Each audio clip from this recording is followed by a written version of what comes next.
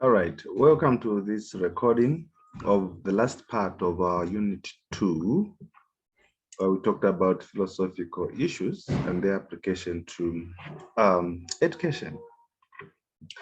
In our last class, we looked at the sources of knowledge.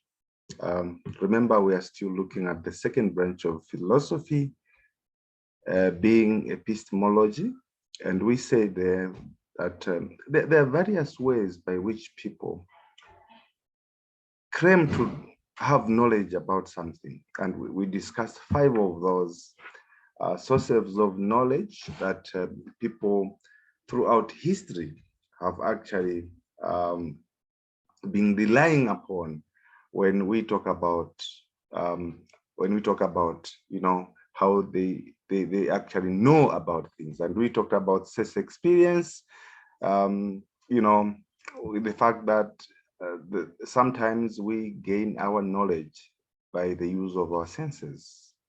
We looked at what the advantages and the disadvantages of that are. We looked at revelation, we looked at authority, we looked at reason, and we also looked at intuition as a source of knowledge, as it were. So today we continue. This is the last part of Unit 2. We are going to look at how then do we validate, having looked at these sources of knowledge. They may not be complete on their own. How do we validate that what we have known through these sources of knowledge, be it the senses, reasoning, intuition, revelation, authority, and the like, how do we then validate that these are the true sources of knowledge, as it were? So you see, it is also true that in man's recorded history, there is so much evidence that many of the things that we once believed in as being true, and I made reference last time to one thing that has always been amongst us, this belief in the villages and in our setups that a woman should not even have eaten eggs, because then something would actually happen to her during pregnancy. And with time now, we believe that these what we thought were truths are not really what they intend to be. So there are many beliefs that we once accepted as true, but then we later on discovered they are actually false. Then the question that begs answers, therefore, when we talk about validation of knowledge, is how can we then say one such thing, such beliefs are true? How would you say others are actually false? So most people agree that when we talk about tradition, things that we have always held as a society, when we talk about instincts, when you talk about strong feelings, all these are inadequate for us to arrive at a complete answer as to know whether this particular phenomenon being discussed is either true or false. And there's generally a universal agreement that suspects that all humans may have the same inherent shortcomings. What are we saying here? We're saying that while we looked at all those 5 sources of knowledge and their attributes, their weaknesses and their strengths, as long as it is a human being that we are actually dealing with, by nature, we all have shortcomings. And so we cannot take one thing to be the gospel truth, as it were. So philosophers, therefore, in the main, in the area of the academic setup, have relied on 3 tests of truths. And this is our basis for the discussion for this particular morning. The 3 tests of truths, namely, there is they are in the form of theories: the correspondence theory, the coherence theory, and also the the the pragmatic theory. These are theories that people have held, that people have used to subscribe to whatever sources of knowledge that they may actually have. So we begin with the correspondence theory. What does the correspondence theory say as regards to knowledge claims? Now, the correspondence theory is basically that test of truth which uses agreement with facts as a standard of judgment. What are we saying here? According to this theory, truth is faithfulness to objective reality. And we have an example here. If, for instance, as a teacher, as we are seated in this classroom, I make a shout and say, there is a lion in this particular classroom. And I jump up and down. You know, that claim can be verified by empirical investigation. If I shout in the classroom, claiming there's a lion and not everyone else is seeing the lion, people may think I'm becoming insane, right? So this is what the correspondence theory suggests. If there's a lion in the class, everyone should be able to see that particular lion. So if a judgment corresponds with a fact, it is true. If not, it is false. And those who believe in mystical experience, therefore, may have arguments against this correspondence theory. Because, for instance, in the villages, there are people who claim to have seen a dead person. You are walking, the two of you. One is seeing a dead person alive, and the other one is not. But here it is, and there's, you know, someone can even collapse while the other one is just watching. And these are the shortcomings in terms of what others actually believe in. So this test of truth is often held by those working in the sciences. If a fact does not correspond with what we can see, it is not actually a fact, as it were. Right. So critics of this correspondence theory have put forth three main objectives. They argue that, first of all, they ask the question, how can we compare our ideas with reality? Since we only our experiences are known to us, and we cannot get outside of our own experiences, so that we can compare our ideas with reality in its pure state, right? And so this is the first argument. Say, okay, yes, while we may have the same ideas about a particular phenomenon, why can't you leave me as an individual to have my own reality about things? For instance, if I've been bewitched, if I believe in mystical experiences, what I'm able to see is not what you are able to see. Secondly, they argue that the theory of correspondence seems generally to assume that our sense data are clear and accurate. All right? So you have heard of a story about an elephant and five blind men. One blind man touches the elephant on the tail, said, it looks like a snake. The other one touches a tack. The other one touches the body of an elephant, said it looks like a mountain. So each one had got his own view about it. The third critic about the correspondence theory is that the critics point out that the theory is actually inadequate. Why? Because we have ideas that have no concrete existence outside the area of human thought, with which we can actually make a comparison. In short, your thinking and the way you perceive things may not be the same with what, even when there is evidence about the same. So take note that many mental constructs in ethics, in logic, and also in mathematics tend to fall into this particular category of the correspondence theory. The second test of truth is what we call the coherence theory. What does this theory suggest? Now, this theory places this trust in the consistency or in the harmony of or one's judgment, which have previously been accepted as true.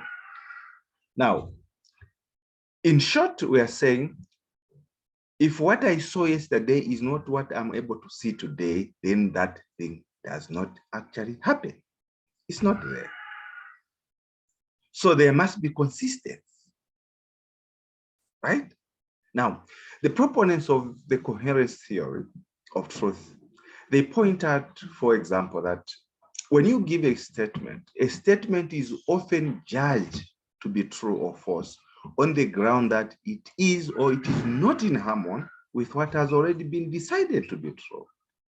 If you know, there are things that we have held from childhood, which we have claimed they are true. And even in adulthood, we may want to portray those things that are true because this is what we have been taught from the word of God. Even when someone actually brings another assumptions about it.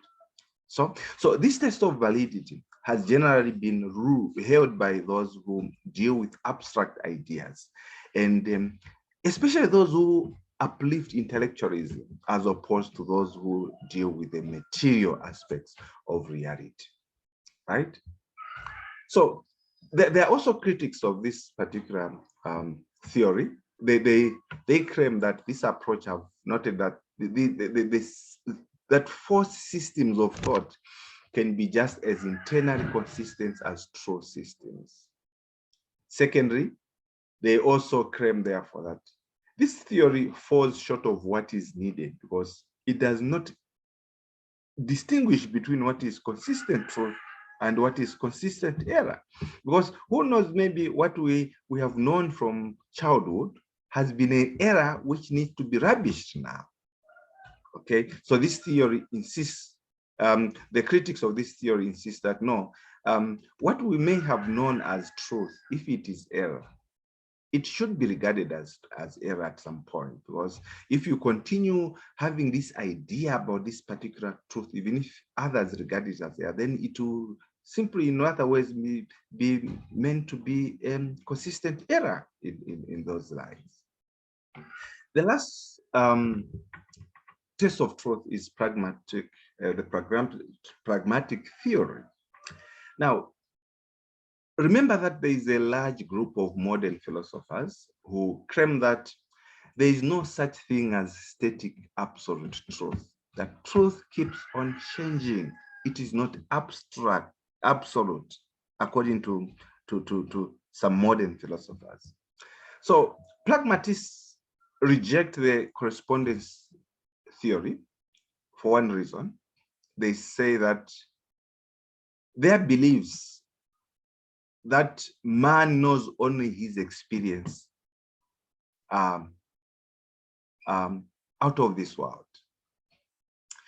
They also dismiss the coherence theory for one reason. They say it is too formal, it is rationalistic, and they claim we don't want to have rationalist individuals in a world which we can know nothing about substances, about essence, about ultimate reality. They claim human beings are literally limited in terms of what they need to. So pragmatists see the test of truth in its utility. In short, truth is what is applicable, what is workable. Only things that have satisfactory consequences may be true.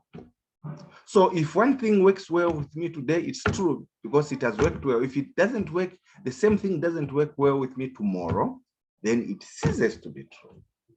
So in the thinking of John Doe, William James, they claim truth is what works. If it doesn't work, then it is not truth. Apart from modern philosophers, traditionalists have seen dangers in this test of truth. They claim that since it leads to relativism, in the sense that there can be one truth for you and there can be another truth for another person, depending on your orientations. And there are also critics who have claimed that, you see, when we talk about these issues. They are said that what works in the limited range of human experience may be delusive when measured against what they see as an external reality. Realities that are built into the very essence of the universe. Okay? Now, that's about the three tests of truth. What is the implication of epistemology to education? Why do we have to learn about these things? Epistemology, like metaphysics, as we saw it in the last classes, it stands at the base of human thought and activity. So, all our education systems, as we deal with them in terms of knowledge, epistemology is a primary determinant of any educational belief and practices that may be put in place in any institution. Epistemology makes a direct impact upon education in many ways. For example, assumptions about the importance of the various sources of knowledge will certainly be reflected in curriculum emphasis. Questions are, why do Christian schools, therefore, give aspects of the Bible in terms of what the attendance of those particular institutions have? So a Christian school with its belief in revelation as a source of certain knowledge will undoubtedly have a curriculum and a role for the Bible in that curriculum that differs in substantial ways from an institution based upon a set of naturalistic premises, as it were, right? So epistemological assumptions, therefore, concern the communication of knowledge from one person to another, from one thing to another. All this will impact upon the teaching methodologies that the teachers portray in a classroom, and also what the functions of the teacher in this education context are. An educator must understand these epistemological presuppositions before he is able to operate effectively. For instance, if you remember in history, there is a topic on evolution, and you are supposed to teach that particular topic to the students. So you need to have this epistemological understanding of what it is that you believe about man's creation, so that when you actually teach about evolution, you are teaching it in the context in which it is actually believed by others, and not necessarily what you actually believe as a human being. So basically, that's what we can talk about when we talk about epistemology as a branch of philosophy.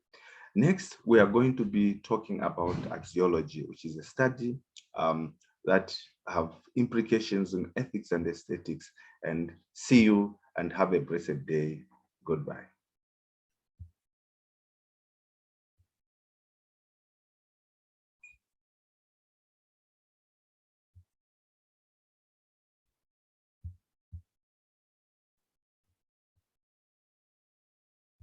Daddy?